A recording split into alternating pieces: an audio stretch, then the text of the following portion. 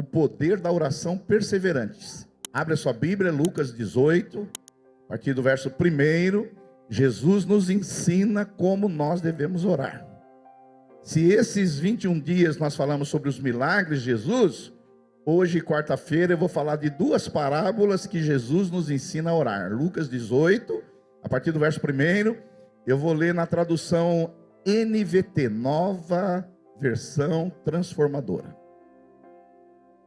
Diz assim: Jesus contou a seus discípulos uma parábola. Uma parábola era uma história, para mostrar-lhes que deviam orar sempre e nunca desanimar. Disse ele: havia numa cidade um juiz que não temia Deus, nem se importava com as pessoas. Uma viúva daquela cidade vinha a ele com frequência e dizia: faça-me justiça contra o meu adversário. Por algum tempo, o juiz não lhe deu atenção, mas por fim, disse a si mesmo: não temo a Deus e não me importo com as pessoas, mas essa viúva está me irritando. Vou lhe fazer justiça, pois assim deixará de me importunar. Então o Senhor disse: aprendam uma lição com o juiz injusto. Acaso Deus não fará justiça a seus escolhidos que clamam a Ele dia e noite? Continuará a adiar a sua resposta? Eu afirmo que lhes fará justiça e rápido. Mas quando o Filho do Homem voltar, quantas pessoas com fé Ele encontrará na terra? Nós vamos falar sobre o poder da oração perseverante. Você sabe que perseverança é uma característica de quem é salvo. Porque a Bíblia diz que aquele que perseverar até o fim será salvo. Toda pessoa que se converte, ela tem essa virtude, essa característica, essa qualidade de ser perseverante. Mas muitas pessoas, infelizmente, elas começam a orar, mas depois elas começam a não obter resposta no tempo que ela esperava, elas vão desistindo de orar. Então tem pessoas, por exemplo, nós fizemos a campanha dos 21 dias, tem pessoas que se empenharam: agora eu vou orar, eu vou buscar. Mas como ela não teve um retorno satisfatório como ela esperava, aí ela abaixa a guarda, ela deixa de orar como ela orava antes. Agora, orar, deixa eu falar para você, é a coisa mais difícil que existe. Se você me perguntar assim, qual é a coisa mais antinatural que existe? É orar. Cantar é fácil, louvar é fácil, ler a Bíblia não é tão difícil, jejuar é só você não comer, mas orar é muito difícil. Porque orar é ir contra a nossa autossuficiência, porque desde pequeno nós aprendemos a ser proativos, a resolver as coisas, a encontrar solução. Mas orar não, orar é você depender de Deus, é você falar: eu vou depender de Deus, é antinatural. E muitas pessoas, elas começam orando, mas depois elas não vê o resultado, porque quando ela age, ela vê o resultado imediato. Mas quando eu oro, eu não vejo o resultado imediato, aí elas param de orar. Elas não oram como deveriam. Então pessoas que falam assim: ah, pastor, eu não oro porque eu não tenho tempo. Não. A questão de não orar não é questão de tempo, é questão de coração. Porque tempo para o Instagram, às vezes nós temos, para o Facebook, para a rede social. Então não é uma questão de não ter tempo para orar, é o coração que não está alinhado. Agora, Jesus aqui, meus irmãos, Ele nos ensina 6 lições para que nós oremos com perseverança, para que a gente insista, para que a gente não desista. Vamos continuar orando, vamos continuar batendo na porta, porque Jesus disse: batei e a porta vai se abrir. A primeira lição que a gente aprende aqui, nessa parábola do juiz iníquo e da viúva necessitada, é que a oração é o antídoto contra o desânimo. Toda pessoa que desanima é porque não ora. Quando uma pessoa chega para mim assim, uma vez um pastor falou: pastor, estou meio desanimado. Eu falei: começa a orar. Começa a orar. Porque eu nunca vi uma pessoa que ora todos os dias, que separa um momento para estar com Deus todos os dias, que lê a Bíblia todos os dias, estar desanimado. Eu vou falar para você a minha experiência. Eu sirvo a Deus há 47 anos, nem sempre fui pastor. Nem sempre fui pastor. Eu sirvo a Deus há 47 anos. Desde quando eu me converti, me ensinaram que o segredo da vida cristã é separar tempos diários com Deus para orar, seja de manhã, de tarde, na hora do almoço, na hora de dormir. Vou falar para você, aqui na presença de Deus, em 47 anos, nunca desanimei. 47 anos, me converti com os 19. Faz a conta para você saber minha idade aí. O desânimo vem quando uma pessoa não está orando. Por isso que em Lucas capítulo 18, Jesus disse assim: Jesus contou aos seus discípulos uma parábola para mostrar-lhe que deveriam orar sempre. Orar sempre. E nunca desanimar. Porque quem ora não desanima. Diga isso para o seu vizinho. Quem ora não desanima. Quem ora não desanima. Que às vezes você tem momentos difíceis na vida, problemas, mas quando você vai orar, tem um momento a sós com Deus, que seja 15 minutos, meia hora, uma hora, não sei quanto tempo, mas quando você vai orar, você sai animado. Você sai cheio de alegria, cheio do Espírito Santo.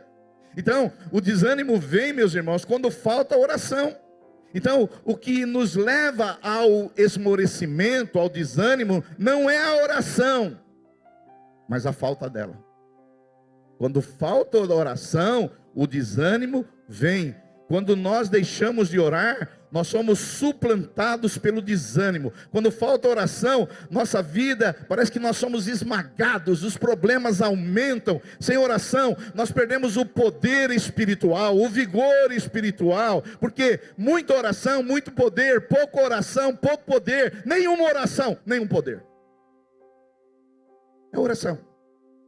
Então, quando vocês aqui, nós temos muitos líderes aqui, líderes, quando alguém chegar para você, é o que eu faço: pastor, estou meio desanimado. Eu falo: começa a orar. Porque ninguém sai da presença do Pai desanimado. Jesus não veio só para morrer, para nos salvar. Jesus veio para ser o nosso exemplo.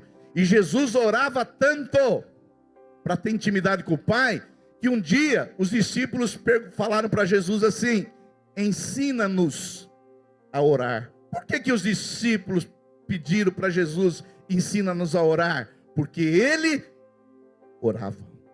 O próprio Filho de Deus orava. Deixa eu falar uma coisa para você, irmãos, principalmente para a geração mais nova. Nós somos uma geração que desaprendeu a orar. Nós somos uma geração que desaprendeu a orar. As pessoas, no lugar de acordar de manhã, a primeira coisa de fazer orar, elas pegam o celular. A primeira coisa que você deveria fazer antes de pôr os pés no chão é orar. Esses dias eu estava ensinando isso para uma pessoa não crente que joga bola com a gente. Ele não é crente, ele é católico. E aí eu estava ensinando isso para ele. Ele falou: pastor, depois que você me ensinou esse negócio de antes de botar no pé no chão, orar e agradecer a Deus, minha vida mudou. Ele fala que não é crente, mas você sabe quando o cara se converteu, mas ainda fala que não é crente? Não sei se aconteceu com você, comigo tiveram que dizer: agora você já é crente. Eu não sabia que eu já era crente. Eu estava lendo a Bíblia e falei: não, você já é crente. Aí eu assumi: agora eu já sou crente. Talvez aconteceu com você também. Você já é crente e não te falaram ainda. Segunda lição aqui, irmãos, que Jesus nos ensina sobre a oração perseverante, é que a oração perseverante não é um privilégio, é um dever. Você sabe que nós não obrigamos ninguém a jejuar aqui nessa igreja. Jejuaram voluntariamente, porque o jejum não é um dever. O jejum é uma recomendação. Agora, orar não. Orar não é uma recomendação.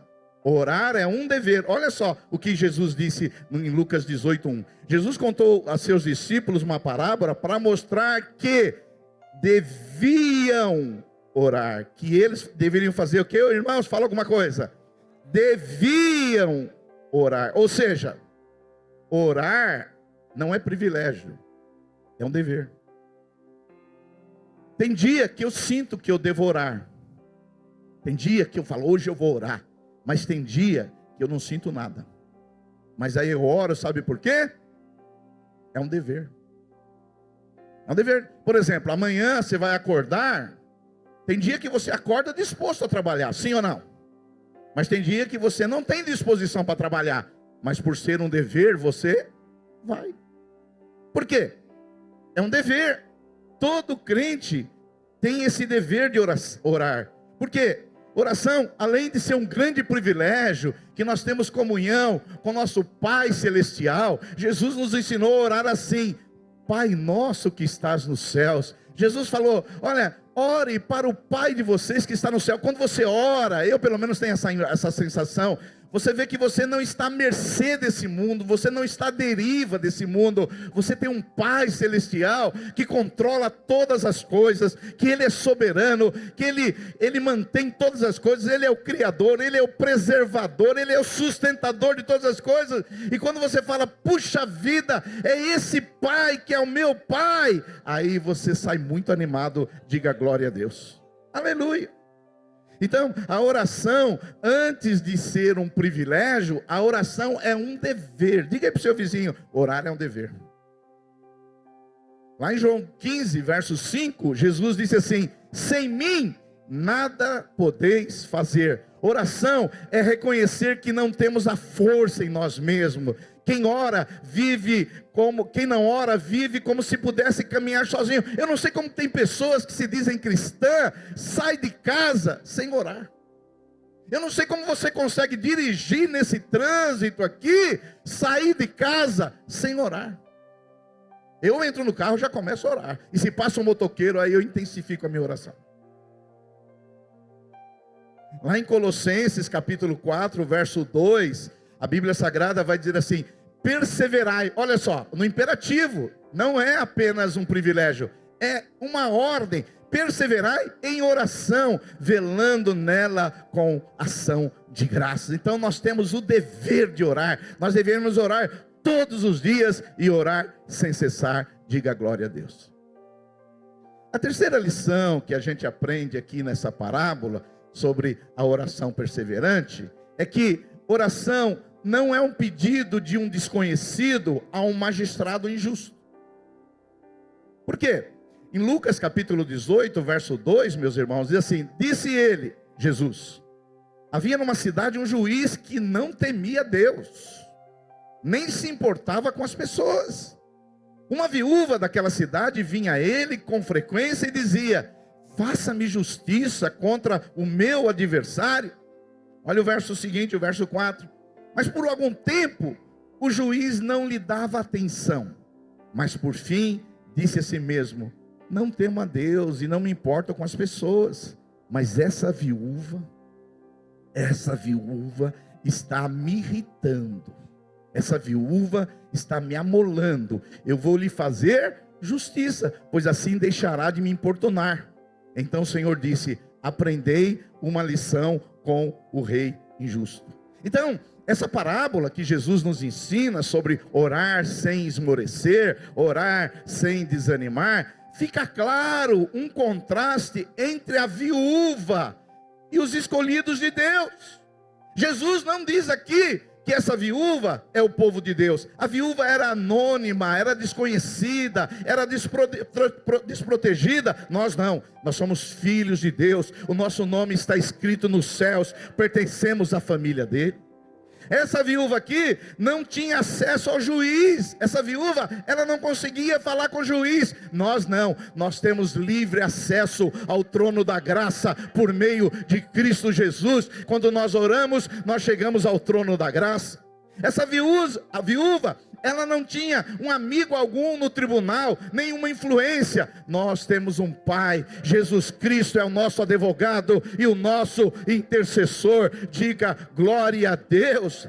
Essa viúva não tinha nenhuma garantia que o juiz ia atendê-la. Nós temos, na verdade, promessas nas Escrituras. Esse juiz vai atender a nossa causa, porque ele prometeu algumas coisas e ele vai cumprir. Nós temos as promessas nas Escrituras. Deixa eu falar para você, essa viúva, ela se dirigiu a um juiz iníquo e a um tribunal. Nós estamos confiados no trono da graça de Deus. Alguém pode dar um glória a Deus aí? Aleluia. Por isso que aleluia.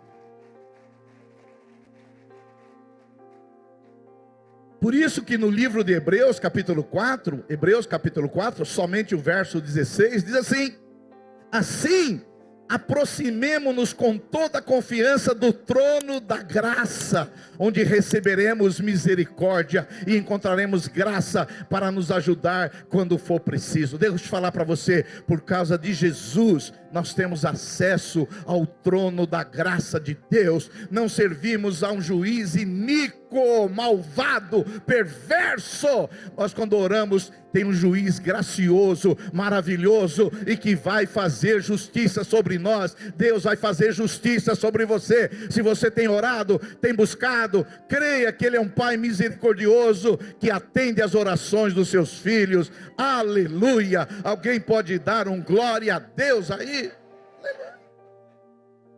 Aleluia. A quarta lição, meus irmãos, que nós aprendemos aqui nessa parábola é o seguinte: é que a oração perseverante é um pedido dos escolhidos a um Deus justo. Olha só o que diz o verso 7 de Lucas 18: acaso Deus não fará justiça a seus escolhidos que clamam a Ele dia e noite? Continuará a adiar a resposta? Essa é uma pergunta retórica. Essa é uma pergunta que a própria resposta já está na pergunta. Acaso Deus não fará justiça a seus escolhidos que clamam dia e noite? Então, aqui há um contraste entre o juiz iníquo e o Deus vivo. O juiz é arrogante, o juiz é egoísta, não teme a Deus, não respeita os homens. O juiz é desprezível, o juiz ele nem sequer tem amor pela justiça. Esse juiz ele não tem ternura, não tem afeto, não tem misericórdia. Esse juiz ele não ia atender a viúva, ele só atendeu a viúva pensando no seu próprio egoísmo, para ele ficar tranquilo. Esse é o juiz. E Jesus faz um contraste entre o juiz e o Pai. Ele fala: o Pai não é assim. Ele é o Pai de todas as misericórdias e de toda a consolação. Por isso que lá em 2 Coríntios 1:3 vai dizer assim: bendito seja o Deus e Pai, nosso Senhor Jesus Cristo, o Pai das misericórdias e de toda a consolação. Você está precisando que faça justiça? Deus vai fazer justiça com você, aleluia, porque nós somos escolhidos por Deus, mediante o sangue de Cristo. Ao receber Cristo, nós fazemos parte dos escolhidos de Deus, e Deus nos escolheu desde a eternidade. Deus nos atraiu para si, Deus nos atraiu com cordas de amor. Deus começou uma obra em nós, e Ele vai aperfeiçoá-la até a vinda de Cristo. Diga um glória a Deus aí.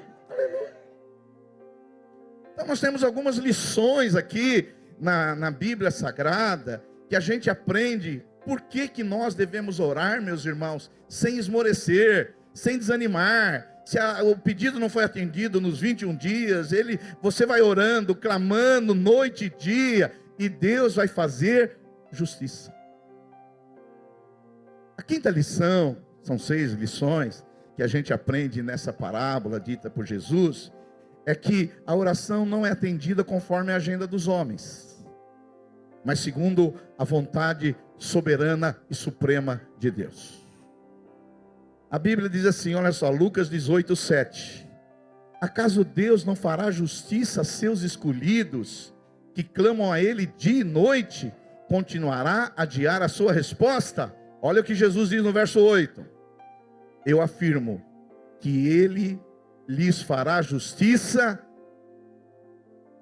e rápido. Ele fará justiça e rápido. O problema é que a rapidez nossa é diferente da rapidez de Deus. O nosso relógio vem da palavra grega cronos, cronômetro. O tempo de Deus não é cronos, o tempo de Deus é kairos. É o tempo da oportunidade de Deus, kairos. Agora, nós temos que aprender uma lição, que os escolhidos de Deus, eles clamam dia e noite, mesmo sabendo que às vezes a sua oração não vai ser atendida imediatamente. Imediatamente. E nós somos a geração do imediato. Eu não sei se você é assim. Eu chego para pedir uma coisa no balcão, se a atendente demorar mais que 1 minuto, eu já fico. Não tem gerente essa loja aqui. Se tivesse um gerente, tinha uma menina mais rápida.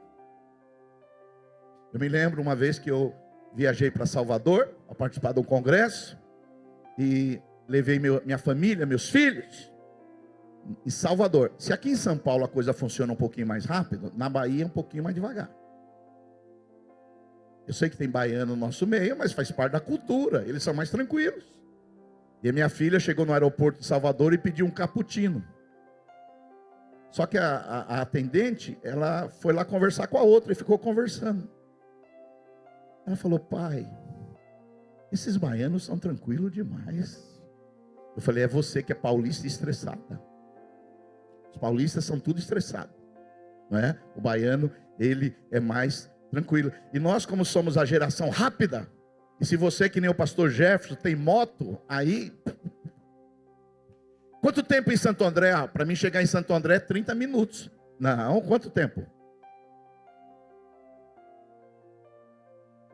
Não, estou falando de moto. Moto, talvez 7 minutos. Para a Praça da República. De carro. Então você é um motoqueiro que obedece às leis de trânsito. Está muito demorado, muito, 50 minutos. 50 minutos eu gasto eu. Você é um motoqueiro bem comportado. Mas se for dos que eu conheço por aí, quanto, pastor Evânio, daqui à Praça da República de moto? 30 minutos. Não tem farol, não tem faixa de pedestre, aliás, não tem nada, não existe nada. Não. Desculpa aí você que foi com moto aí. Porque nós somos a geração do rápido. Agora, você gosta de receber o seu lanchinho rápido pelo iFood. Aí você não reclama que o motoqueiro vai rápido. Não é verdade? Se demorar, reclama. Se demorar, olha, esse motoqueiro demorou demais. Mas nós somos a geração rápida. E às vezes na oração, a gente quer colocar esse time. Mas com oração não funciona assim.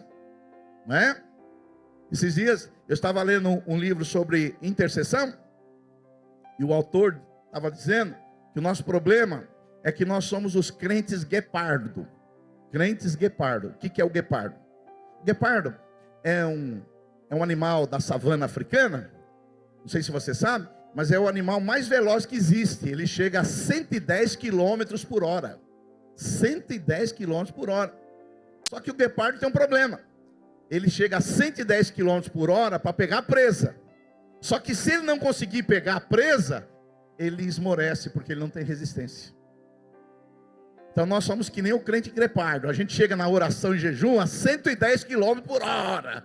E aí, como não tivemos resultado na oração, aí a gente não resiste. Fala para o irmão: não seja um crente guepardo. Não seja um crente guepardo. A Bíblia Sagrada diz lá no livro de Eclesiastes, capítulo 9, verso 11, assim: não é dos ligeiros a carreira, nem dos fortes a batalha. Não é dos ligeiros, e nem dos fortes a batalha. Quando Deus demora, pastor, mas por que Deus demora? Deus demora por alguns motivos. Primeiro motivo, porque Ele é Deus. Ele faz a hora que Ele quer, quando Ele quer, do jeito que Ele quer, da maneira que Ele quer. Ele é soberano. Sim ou não? E o segundo motivo, para você se amoldar à vontade dEle. Porque não é a sua vontade, é a vontade dEle, para você se alinhar com a vontade dEle. E o terceiro motivo? O terceiro motivo, porque às vezes Ele está preparando algo melhor para você que você nem imaginava. Digam glória a Deus aí, aleluia. Às vezes Ele está preparando uma coisa melhor. Você está querendo casar com aquela mulher feia, e Deus tem uma mulher mais bonita, de caráter, mas você é aquela. E depois de 10 anos você se arrepende tremendamente. Aleluia. E a sexta lição para a gente participar da ceia do Senhor. Eu estou falando sobre oração perseverante. Eu estou pregando essa mensagem para você não desanimar, para você continuar orando. Jesus nos ensinou isso, irmão. Por que Jesus nos ensinou isso? Porque esse é um princípio espiritual. Por último, sexto lugar, o fim dos tempos será marcado pelo declínio da fé e pelo esfriamento da prática da oração. Olha só, Jesus associa a oração com a segunda vinda dele. Olha só o que ele diz, verso 8: mas quando o Filho do Homem voltar, segunda vinda de Jesus, quantas pessoas com fé ele encontrará na terra? Olha só, o contexto aqui é a oração. A parábola está falando de quê? De oração. E Jesus termina a parábola no verso 11, no verso 8, dizendo assim: mas quando o Filho do Homem é Jesus, ele voltar, é a sua segunda vinda, quantas pessoas com fé ele encontrará na terra? Deixa eu falar para você.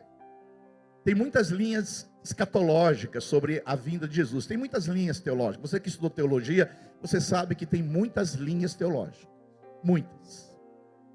Mas uma delas é que quando Jesus voltar, não vai ter quase ninguém orando.